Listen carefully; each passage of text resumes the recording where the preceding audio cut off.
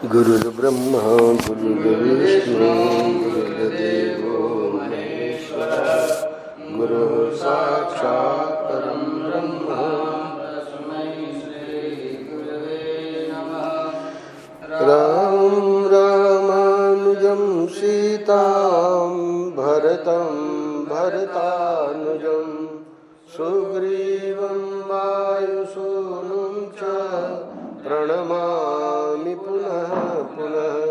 नमोऽस्तु रामाय सलक्ष्मणाय देव्यै च तस्यै जनकात्मजायै।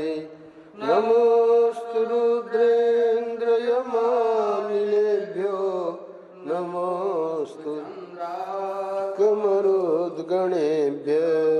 नारायण नारायण नारायण नारायण। श्रीमद् वाल्मीकि रामायण किष्किंधा कांड प्रसंग हम लोगों का चल रहा है 41वां अध्याय। अब ये सब जो आ गए हैं वानर, तो चारों दिशाओं में, तो दक्षिण दिशा में मुख्य नील, हनुमान जी, जाम्बवान,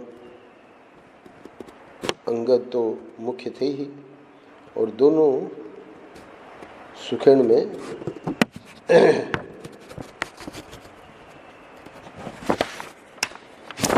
यहाँ दोनों का नाम लिया है, प्रथम और द्वितीय।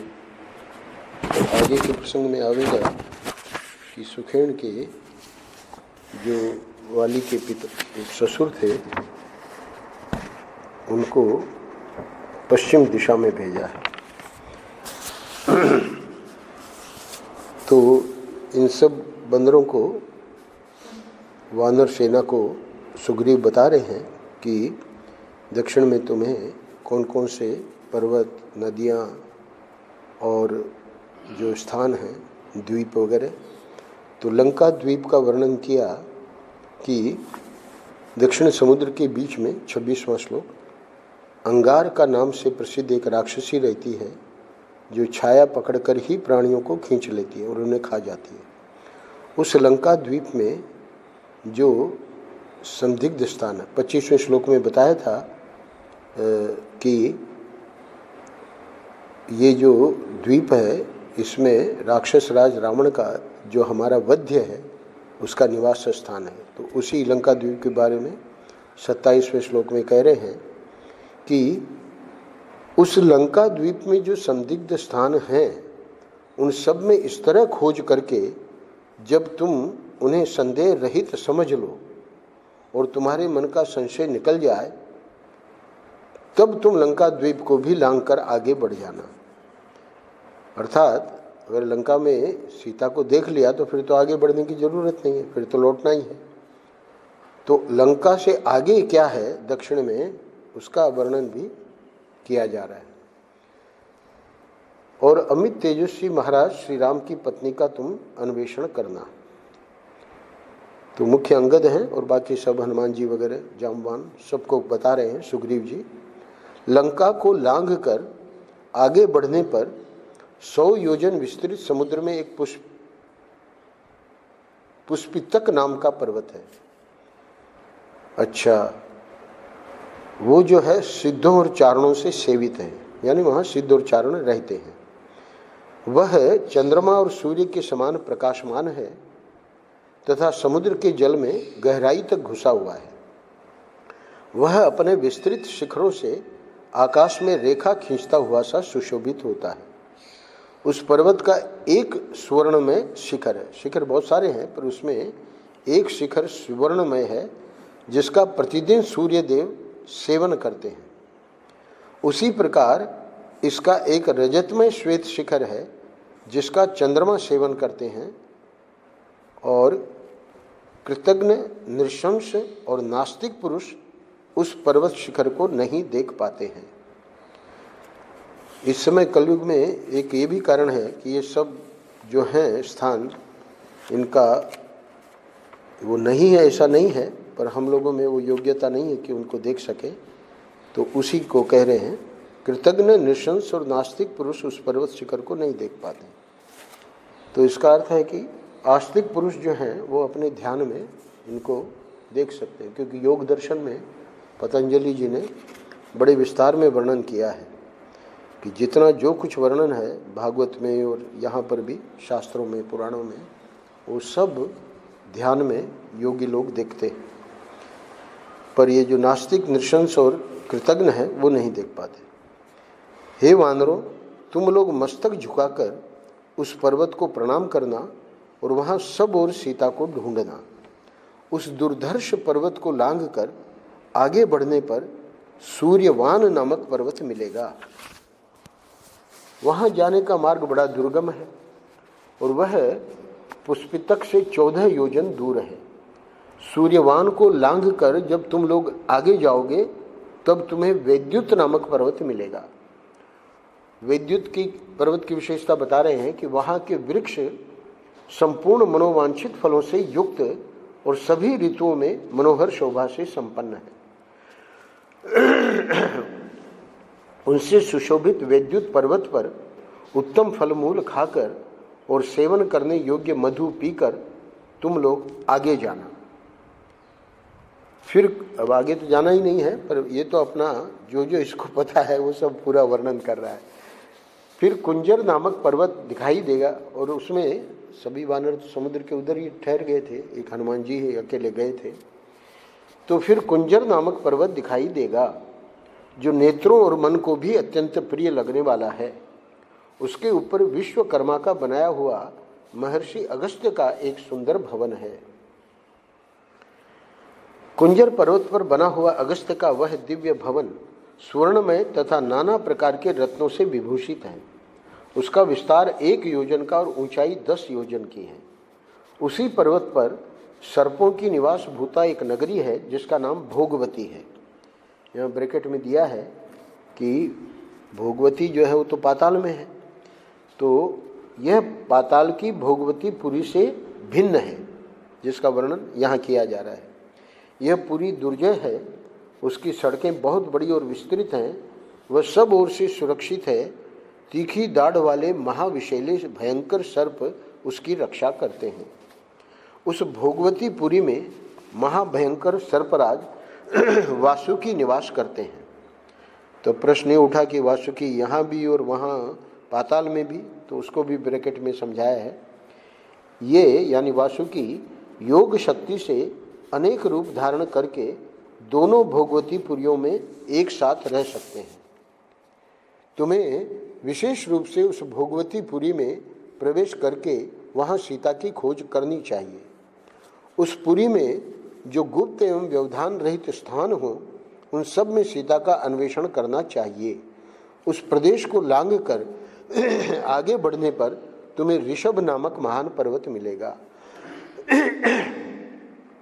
अब ऋषभ के बारे में कह रहे हैं कि वहाँ तो रत्न है और पद्म खरी श्याम दिव्य चंदन वहाँ की विशेषता है, और वो जो चंदन वृक्ष अग्नि के समान प्रज्वलित होता रहता है। उस चंदन को देखकर कदापि तुम्हें उसका स्पर्श नहीं करना चाहिए। सावधान कर रहे हैं, क्योंकि रोहित नाम वाले गंधर्व उस घोर वन की रक्षा करते हैं। वहाँ सूर्य के समान कांतिमान 5 गंधर्व राज रहते हैं। क्यों नहीं करना चाहिए? क्योंकि ये जो रक्षक हैं उन 5 के नाम भी दिए हैं। तो उस ऋषभ से आगे, अब वहाँ से भी आगे कुछ है क्या?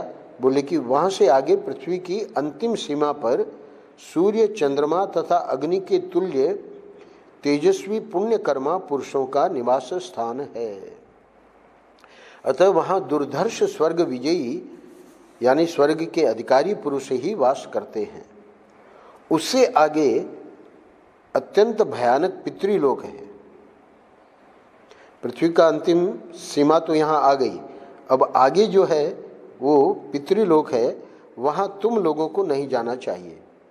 तुमको तो यहाँ पृथ्वी तक का ही ये करना है, खोजना है। क्यों? यह भूमि पितृलोक के बारे में कह रहे हैं, यमराज की राजधानी है जो कष्टप्रद अंधकार से आच्छादित है। बस दक्षिण दिशा में इतनी ही दूर तक, यानी जहाँ तक पृथ्वी है, तुम्हें जाना और खोजना है। उससे आगे पहुंचना असंभव है, क्योंकि उधर जंगम प्राणियों की गति नहीं है। जंगम प्राणी पितृलोक में मरने के पहले नहीं जा सकते। इन सब स्थानों में अच्छी तरह देखभाल करके और भी जो स्थान अन्वेषण के योग्य दिखाई दे, वहाँ भी विदेह कुमारी का पता लगाना, यानी कुछ हमसे छूट भी गया हो, वो भी तुमको स्थान दिखे तो वहाँ भी देखना। तदनंतर तुम सबको लौट आना चाहिए। अब चारों दिशाओं के लिए एक ही बात कहता है अंत में सुग्रीव, जो 1 मास पूर्ण होने पर सबसे पहले यहाँ आकर यह कहेगा कि मैंने सीता जी का दर्शन किया है, वह मेरे समान वैभव से संपन्न हो भोग्य पदार्थों का अनुभव करता हुआ सुखपूर्वक विहार करेगा। विशेष रूप से दक्षिण दिशा में ये बात और विस्तार में कही है। उससे बढ़कर इससे भगवान राम को भी पता लग गया कि हनुमान जी ये कार्य करेंगे, तो इसलिए फिर आगे चल के एक अध्याय में वो मुद्रिका देंगे हनुमान जी को। उससे बढ़कर प्रिय मेरे लिए दूसरा कोई नहीं होगा, यानी जो सीता का पता लगा लेगा, वह मेरे लिए प्राणों से भी बढ़कर प्यारा होगा, तथा अनेक बार अपराध किया हो तो भी वह मेरा बंधु होकर रहेगा। इसीलिए जब लौट के आए हैं तो वहाँ जो उपवन था उसमें फल खाया, क्योंकि सीता का पता लग गया तो पता था कि कोई भी अपराध हो जाए अब वो कोई दंड नहीं मिलेगा। तुम सबके बल और पराक्रम असीम है, तुम विशेष गुणशाली उत्तम कुलों में उत्पन्न हुए हो। राजकुमारी सीता का जिस प्रकार भी पता मिल सके उसके अनुरूप उच्च कोटि का पुरुषार्थ आरंभ करो। अब पश्चिम दिशा, 2 दिशाएं पूरी हो गई। पश्चिम दिशा में वर्णन है पहले 5 श्लोकों में अगले अध्याय में। दक्षिण दिशा की ओर वानरों को भेजने के पश्चात राजा सुग्रीव ने तारा के पिता और अपने ससुर सुषेण नामक वानर के पास जाकर उन्हें हाथ जोड़कर प्रणाम किया और कहा, क्या कहा उसका आगे वर्णन आवेगा। सुषेण कैसे थे उसका वर्णन पहले कर रहे हैं। सुषेण मेघ के समान काले और भयंकर पराक्रमी थे। उनके सिवाय सिर्फ सुषेण ही नहीं और कौन कौन थे जिनको भेजा पश्चिम में, महर्षि मरीचि के पुत्र महाकपि अर्चिष्मान भी वहाँ उपस्थित थे, जो देवराज इंद्र के समान तेजस्वी तथा शूरवीर श्रेष्ठ वानरों से घिरे हुए थे। उनकी कांति विंता नंदन गरुड़ के समान थी। वे बुद्धि और पराक्रम से संपन्न थे। उनके अतिरिक्त मरीचि के पुत्र मारीच नाम वाले वानर भी थे, जो महाबली और अर्चिर्माल्य नाम से प्रसिद्ध थे। वो तो राक्षस है मारीच, और ये जो है वानर है। इनके सिवाय और भी बहुत से ऋषि कुमार थे जो वानर रूप में वहाँ विराजमान थे। ये ऋषि कुमार का प्रसंग इसलिए आया है कि जब भगवान का अवतार होना था तो ब्रह्मा जी ने बताया देवताओं को कि तुम लोग जाके वानर का रूप लेके और वहाँ पृथ्वी पर जाओ, क्योंकि आप लोगों को ये कार्य करना है। भगवान राम का सीता का जब हरण होगा तो इसलिए ये ऋषि कुमार भी हैं जो कि वानर रूप में वहाँ विराजमान थे। तो ये सब वहाँ ब्रह्मलोक से आए हुए हैं। सुखेण के साथ उन सबको सुग्रीव ने पश्चिम दिशा की ओर जाने की आज्ञा दी और कहा कि हे कपिवरों, आप सब लोग 2 लाख वानरों के साथ 2 लाख वानरों को साथ ले सुषेण जी की प्रधानता में पश्चिम को जाइए और विदेह नंदिनी सीता की खोज कीजिए। अब वहाँ पश्चिम के स्थान तो आप लोगों को सब पता ही है, सौराष्ट्र, बाल्मीक, चंद्रचित्र और भी जनपद हैं, पुन्नाग, बकुल, उद्दालक, ये वृक्षों के नाम हैं जो वहाँ बहुतायत में हैं।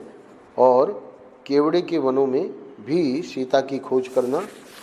और कहता है सुग्रीव, पश्चिम की ओर बहने वाली शीतल जल से सुशोभित कल्याणमयी नदियों, तपस्वी जनों के वनों तथा दुर्गम पर्वतों में भी विदेह कुमारी का पता लगाना।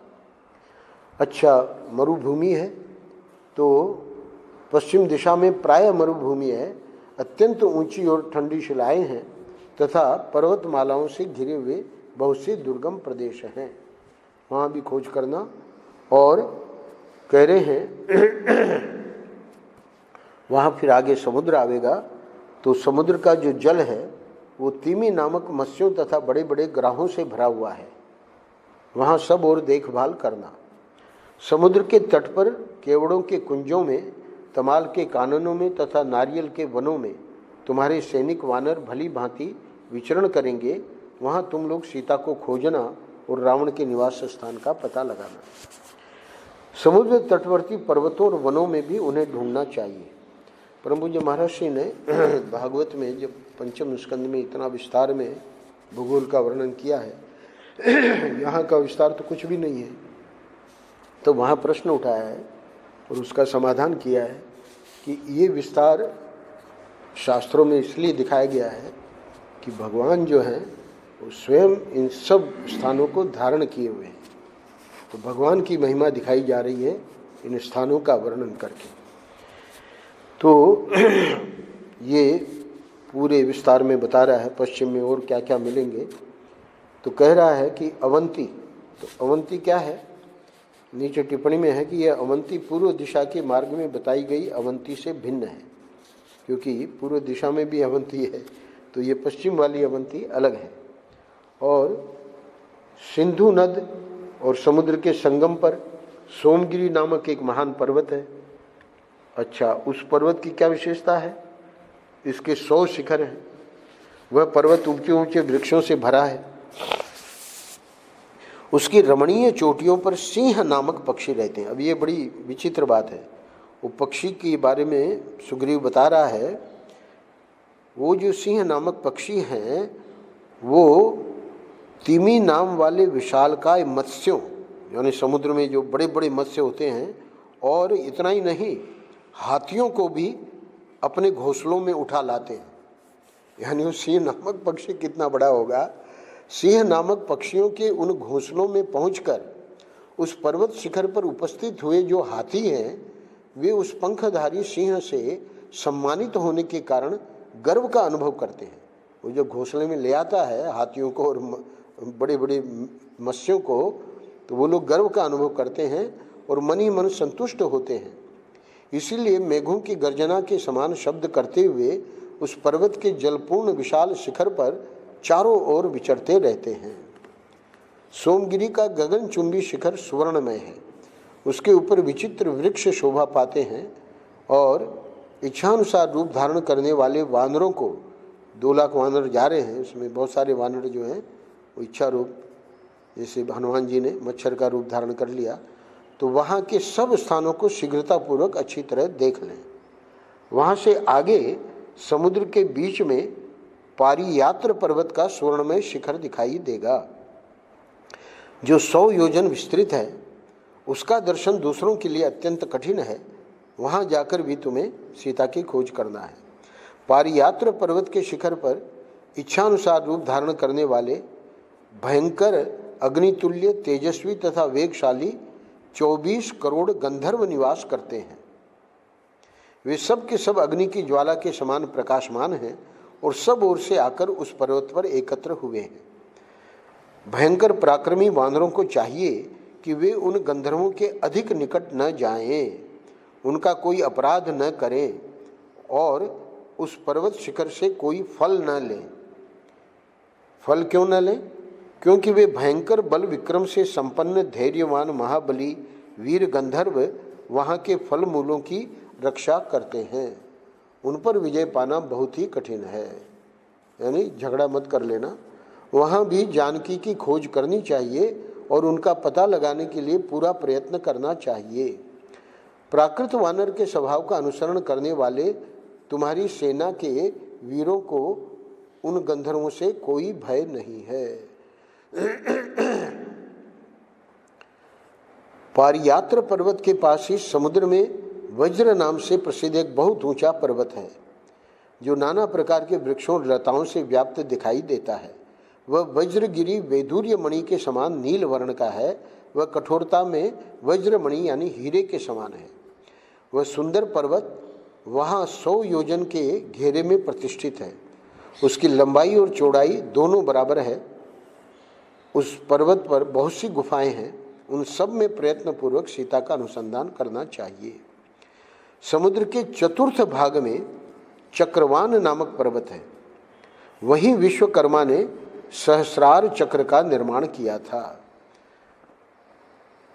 वहीं से पुरुषोत्तम भगवान विष्णु पंचजन्य और हयग्रीव नामक दानवों का वध करके, पंचजन नाम है राक्षस का और हयग्रीव, इन दानवों का वध करके पांचजन्य शंख तथा वह सहस्रार सुदर्शन चक्र लाए थे। तो विश्वकर्मा ने तो वो जो सहस्रार चक्र बनाया था वो भी वही था।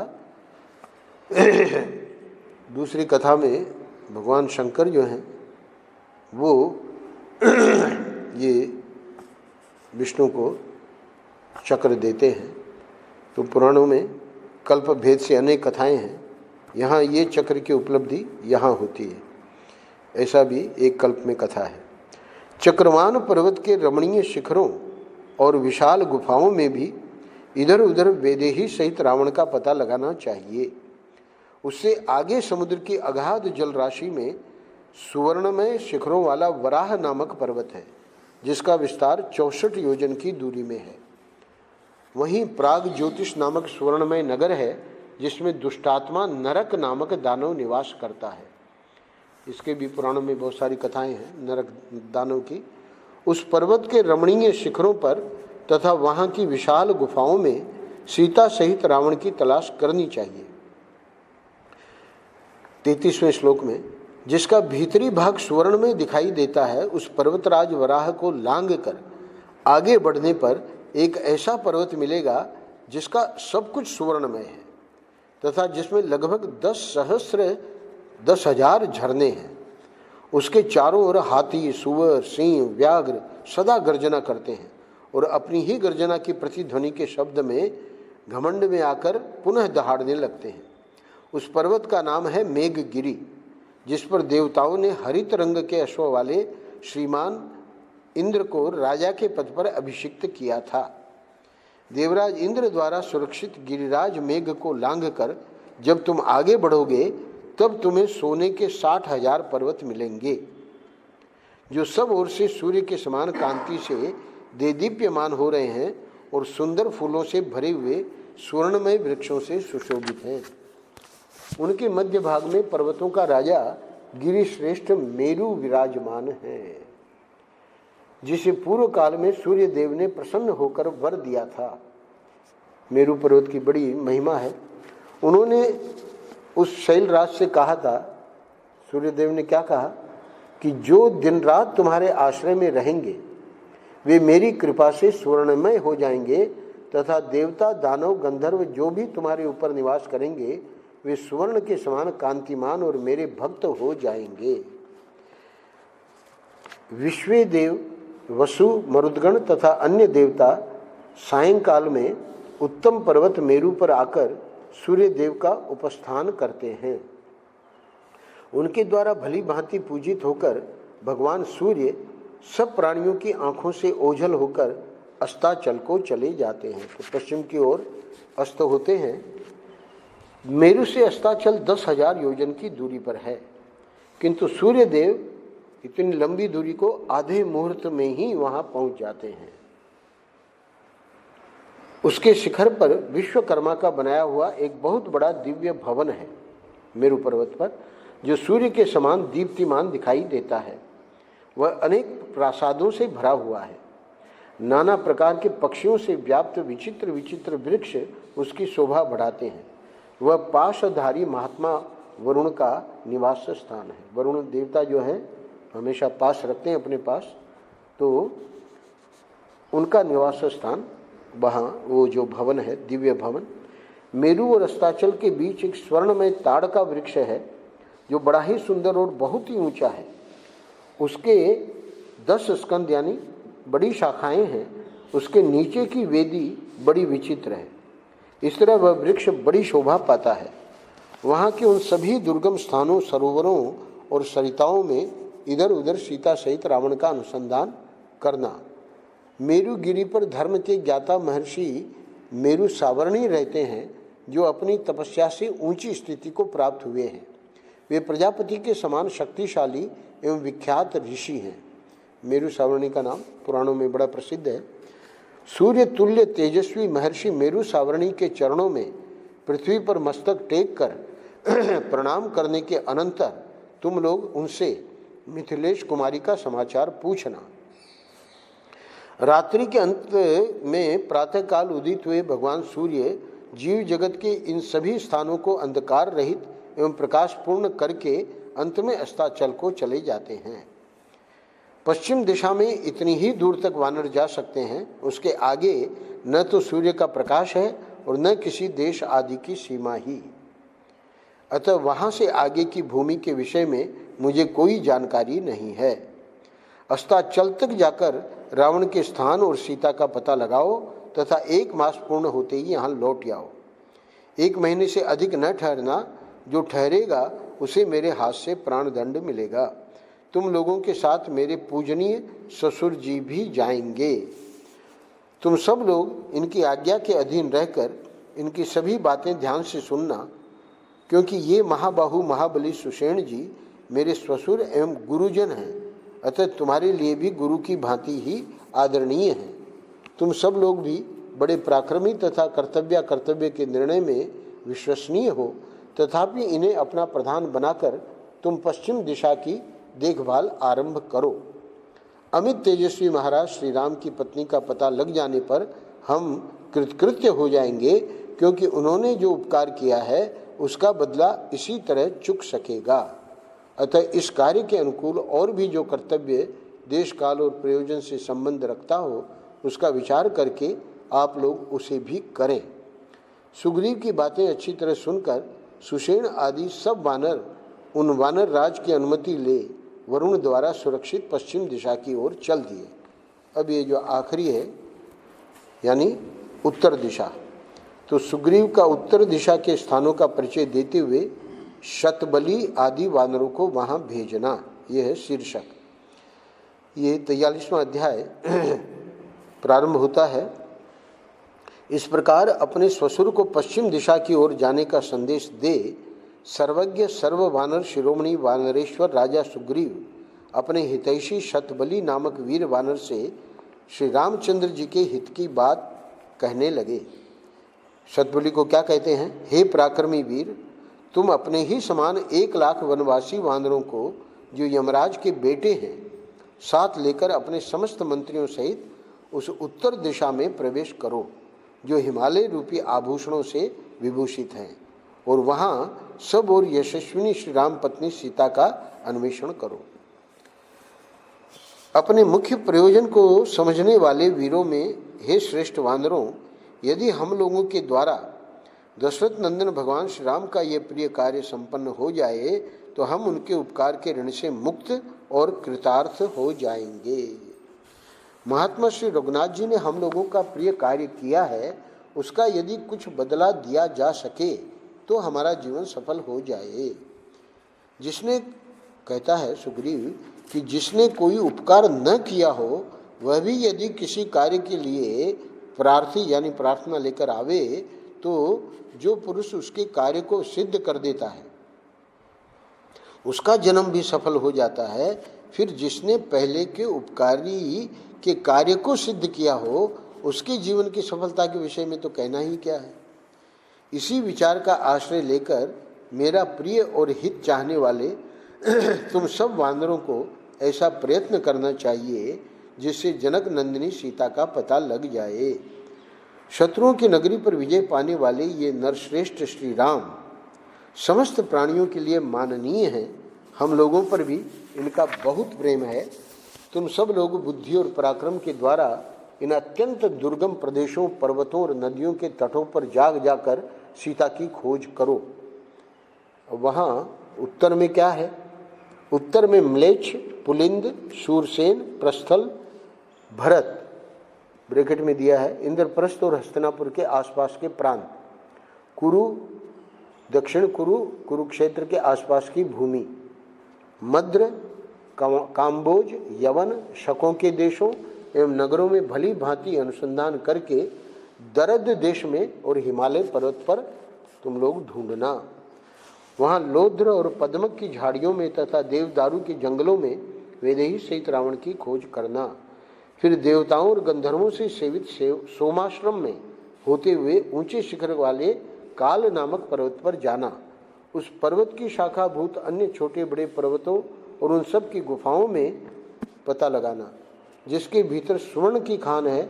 उस गिरिराज काल को लांघ कर तुम्हें सुदर्शन नामक महान पर्वत पर जाना चाहिए। उससे आगे बढ़ने पर देवसख नाम वाला पहाड़ मिलेगा, जो पक्षियों का निवास स्थान है। वह भांति भांति के विहंगमों से व्याप्त तथा नाना प्रकार के वृक्षों से विभूषित है। उसके वन समूह, निर्जरों और गुफाओं में तुम्हें विदेह कुमारी सीता सहित रावण की खोज करनी चाहिए। आज 18वें श्लोक पे हम लोग विराम दे रहे हैं। अब ये उत्तर दिशा में कुल मिला के 62 श्लोक हैं, तो कल इसको पूरा करके अगले अध्याय में भगवान हनुमान जी को अंगूठी देते हैं और उसके बाद विभिन्न दिशाओं में जाते हुए वानरों का सुग्रीव के समक्ष अपने उत्साह सूचक वचन वो सुनाकर, अब जब सब चले गए तब भगवान ने प्रश्न किया है कि हे सखे, तुम समस्त भूमंडल के स्थानों का परिचय कैसे जानते हो। उसका 46वें अध्याय में जवाब देंगे सुग्रीव। अभी हम लोग 43वें अध्याय में हैं। नारायण नारायण नारायण नारायण। श्री राम जय राम।